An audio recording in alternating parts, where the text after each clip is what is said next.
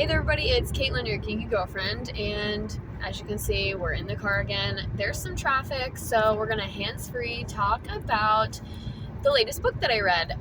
Before we get into it, remember it's April, wear that blue to show your support for all of those who have autism spectrum disorder. I wear blue all month long as a way to show my awareness and to educate others on the disorder, the spectrum of disorders, the symptoms, the signs, and all of the things. So if you have any questions or want to know more information about all of that, just let me know in the comments. And here on the channel, we have a lot of book stuff, but I've been dropping a lot of Disney stuff recently, and there is going to be a clothing video uploaded later on tonight. And then this week, we are getting back into some Taylor Swift stuff, so make sure you stay tuned for that. But if you are new here, I am currently doing a rainbow reading challenge. So we're reading books that have different colored spines, starting with red, and we're going to go through the rainbow.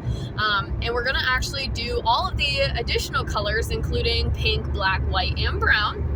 And then I'm having a good time with this challenge, so we might repeat it. I don't know. But anyway, so the book we're going to talk about in this video is the Blue Spine book, which is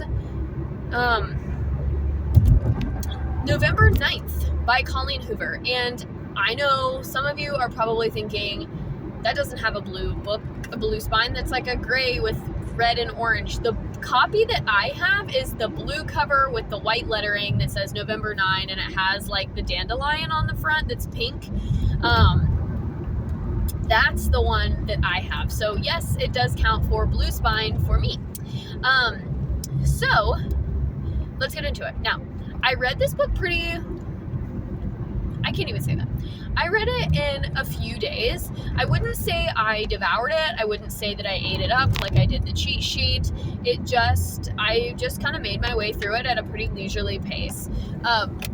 I think I was expecting a lot more from this book. You know, Colleen Hoover and I have had an interesting go of it so far in the reading journey. My very first Colleen Hoover book was Verity, and if you've read Verity, literally nothing compares, right? Verity is a psychological thriller that leaves you questioning everything that you just read when you end the book and when the book comes to an end.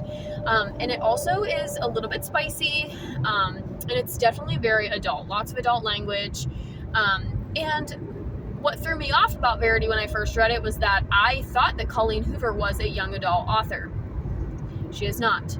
But this book, November 9, centers around two high school age characters who then age as the book goes on. Now, this book has a very similar premise to Just One Day by Gail Forman. If you are familiar with that book, these characters meet in Europe. They meet on one day, and then they both want to kind of go about their lives, so they decide that they're just going to meet up like once a year for the next several years. And they actually mention this book in November 9, and I thought it was kind of cheeky. Like, it was kind of, oh yes, I know what you're thinking, this book is going to be different than that book, but it really wasn't. I would say November 9th has a little bit of a happier ending than Just One Day. If you know, you know. That's not to spoil anything. I do have a full review of Just One Day because I read it, I think, in 2023. And I was a little bit disappointed in that book too. So, you know, in these insta-love type books, Just One Day, this one, where these characters like have this unbreakable connection upon meeting, and then they just decide to try and have this, like, they're like, oh, we're gonna live our lives, but we'll meet up every year on November 9th. And that's pretty much the premise. And so it follows these two characters over these 5 years because they're 18 when they meet, and Fallon, the female lead, she doesn't want to do this anymore. You know, she says, you know, I'll know when I'm 23 what I want to do. Okay. So, slight spoiler, they don't actually make it to the 5th year. Like, when they're supposed to meet on the last November 9th when they're 23, they don't actually make it there because of other events that happen. And I'm not going to spoil the plot, as you know, if you're new here, or if you're not new here, you know, I try to not do any major plot spoilers in these videos. This is more just kind of, I talk about the vibes, I talk about the tropes, I don't actually talk much about the plot itself. Sometimes I'll say what I like and don't like about the characters. And I recently have had a really hard time attaching to characters in books. And I don't know if it's just that, like, I've only read 2 5-star books this year, and I've read almost 14 books. So, like, the odds of that aren't very good. Most of my books I've rated like a 2.75. Okay, so between 2 and a 3. This one I gave a 2-star overall because it just did not wow me. I felt it was playing off of other books too much. I just wanted so much more. So we did this whole thing, right? We're going to meet every year on November 9th, and I almost wanted more. Like, I wanted to know more about what their lives were like outside of these literally 5 days. So this entire book takes place over 5 days, which is crazy to think about. And, like, that's kind of hard to wrap your mind around unless you read it. But, like, when you're reading it, it makes sense. But I also wanted more information. And I feel like in terms of a character development standpoint, we missed out on all of their character development because their whole development revolves around their feelings for each other and their lack thereof for feelings of feelings for anyone else, or their ability to kind of move on with their lives past November 9th every single year. And so that is a minor spoiler, but I just was kind of like,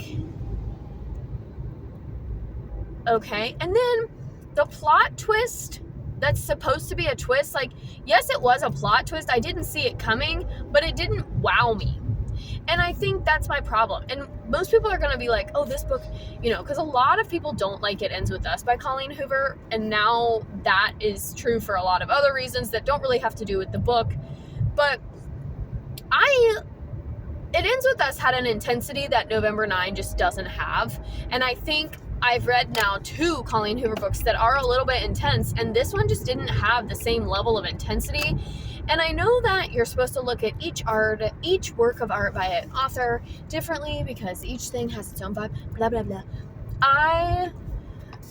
When I read a Colleen Hoover book, I expect a certain level of spice, a certain level of intensity, and I just didn't get that with this one. And I think finally now, talking about it with you guys, I'm finally realizing why I only gave it 2 stars. Like, I finished the book and I said, yeah, it was okay, but that's just it. It was just okay. I didn't leave the book. I didn't leave my reading experience being like, oh yeah, it was good.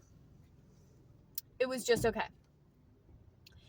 And I can see a lot of people getting upset over, like, sad about this book. This book does have a lot of trigger warnings. For example, there is a suicide depicted in the book. There is several deaths and mention of death, and one of the major plot events is a fire, which impacts Fallon's life in numerous ways, but especially physically.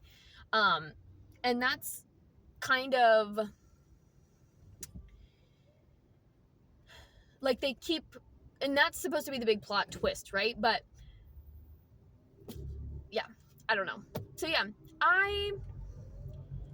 do I have strong feelings about this book? No, but that's not necessarily a good thing, right? Because sometimes you want to have that, like,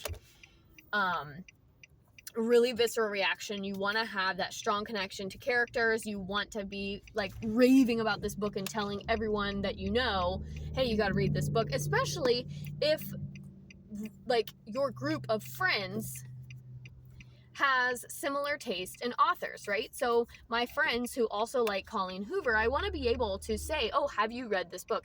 And I don't know if I'm going to do that with this one necessarily. I mean, yes, I wrote a review about it on Goodreads. I'm putting it here, but I don't know if I'm really going to go out and be like, oh, have you read November 9? Because it was so good. That's definitely, I am going to say that though about Verity, because hands down, like, in all of the Colleen Hoover books that I've read after Verity, nothing has compared.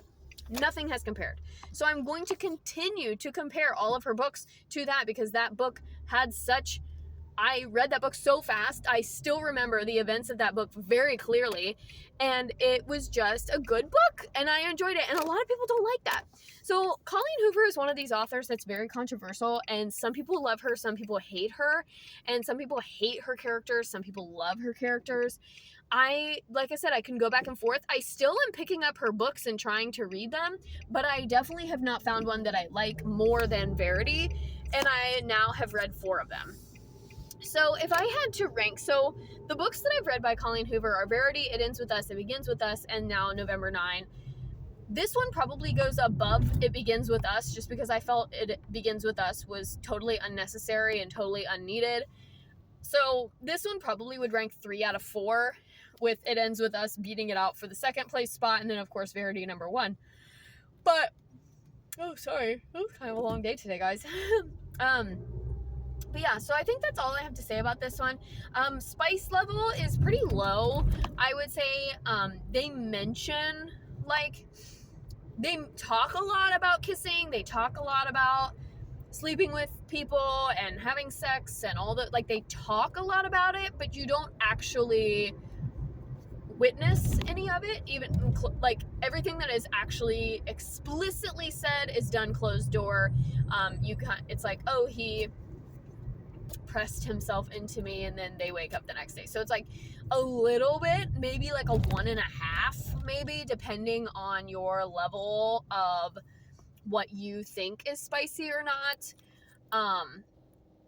But yeah, so I didn't even have that. Like, sometimes Colleen Hoover books, I'm like, oh yeah, well, at least it had a spicy romance underlined. This one didn't even have that.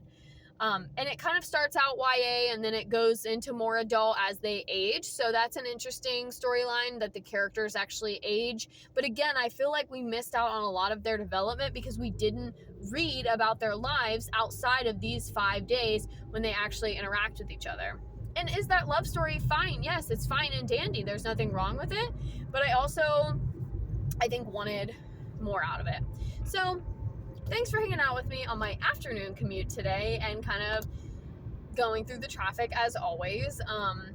And yeah, let me know if you've read this one in the comments. Let me know what Colleen Hoover book I should add to my list to read next, because the last 2 that I've read haven't hit the mark for me, and I'm looking for a good one that kind of has that same level of intensity. So let me know which ones you recommend in the comments, and stay tuned for more book reviews, because I'm almost done with another book. Gonna try and finish it when I get home. And then also stay tuned for more Disney things, because I still have a bunch of content that I'm creating and kind of posting. I'm trying to post more Disney stuff throughout the year, just, walkthroughs, POVs, stuff like that. So more of that to come as well. And yeah, stay tuned for a clothing haul. Stay tuned for a Tay Talk episode coming soon. All of the things coming to the channel this week. If you are new here, make sure you hit that red button and subscribe, and don't forget to hit the bell to be notified about my latest videos and get a notification whenever I drop something new. And until next time, have a great Monday.